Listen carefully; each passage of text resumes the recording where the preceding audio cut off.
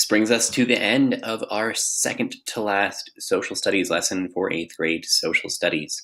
I hope that you learned some interesting connections between how really the failures of Reconstruction matter a lot to the progress and fights for civil rights and justice and equality in the United States, not only in the 1960s, but as we're going to see in our final lesson next Tuesday, how this kind of continues today and what it's going to take for us in the world right now to make sure that the future ends up being better and this struggle and fight for equality and justice continues in a positive way, and that unfortunately we got to make sure that the forces in the world that want to keep people down, like white supremacists, don't end up getting what they want. It's a struggle and a fight. It's not just something that we can sit and wait around for and hope that the world gets better, but that the people in the world have to work together to kind of push for what they want to happen and seen in the world. So that's what we're going to look at on Tuesday. But again, kind of summarizing what we learned today, there's oftentimes this racist myth of Reconstruction that it failed because of racist reasons, that this belief that African Americans can't be trusted to make decisions about their own lives, and this view that people like the KKK are actually good people, which is a horrible lie and not true.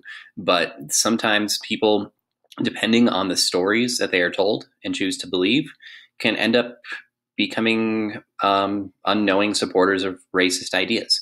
So ultimately, the stories we tell ourselves, not only about the world now, but about the past and history, really do matter and are important. And they not only shape how people think about the world, but the actions that we take. So history and the stories in the world are important.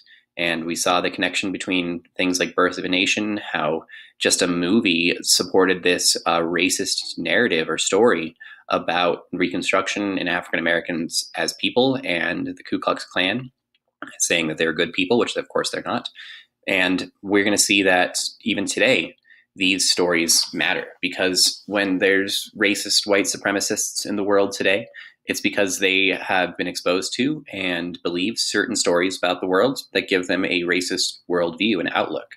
But if you have stories that are anti-racist and say that everyone deserves equality and justice and that we should fight for that when necessary, then we can create a different version of the world in the future.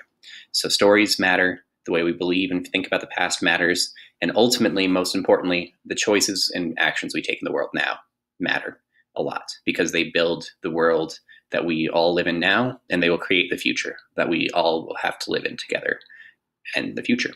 So I hope, again, that you enjoyed this lesson, that you're starting to see the importance of ideas, of the stories that we tell ourselves, and how they impact the choices and decisions that we make in the world now to shape the world in the future.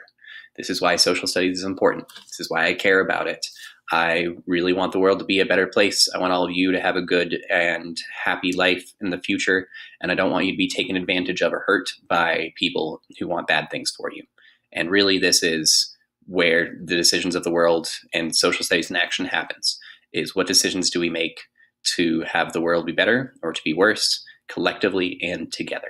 We don't have to be superheroes in history that change the world all by ourselves, but by doing tiny, small things together, we can make the world the way that we would want it to be.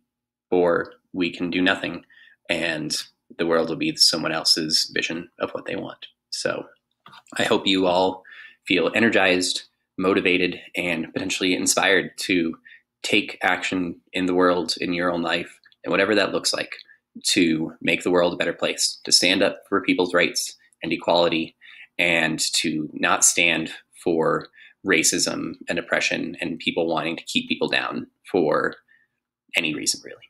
So again, I'll see you in our last lesson on Tuesday. But I've enjoyed having you all in 8th grade, and I'll look forward to hopefully talking to you on Tuesday. And I hope you have a great weekend. I'll see you next time.